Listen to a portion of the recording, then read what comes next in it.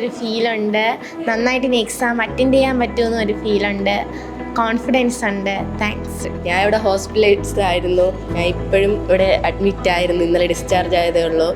അപ്പോൾ എനിക്ക് ക്ലാസ്സും ഇതൊന്നും കൂടുതൽ കിട്ടിയിട്ടില്ല. അപ്പോൾ അതിൻ്റെ ഒരു ടെൻഷനും കാര്യങ്ങളൊക്കെ ഉണ്ടായിരുന്നു. ഈ ക്ലാസ്സിന് ശേഷം ഒരു കോൺഫിഡൻസ് കിട്ടിയിട്ടുണ്ട്. ഇനി പഠിച്ചാലും നേടാൻ പറ്റും എന്നുള്ളൊരു കോൺഫിഡൻസ് കിട്ടിയിട്ടുണ്ട്. ഈ ഒരു ക്ലാസ് ആയിട്ട് നമുക്കിത് ഫീൽ ചെയ്തിട്ടില്ല.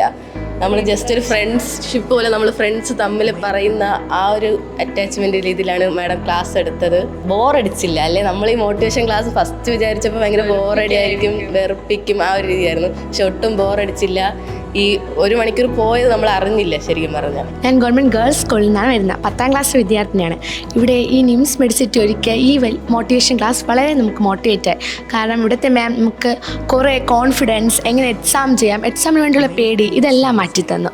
ഇതേപോലത്തെ കുറേ മോട്ടിവേഷൻ ക്ലാസ് നിംസിന് ചെയ്യാൻ സാധിക്കട്ടെ. വളരെ നന്ദി നിംസ് മെഡിസിറ്റിക്ക്.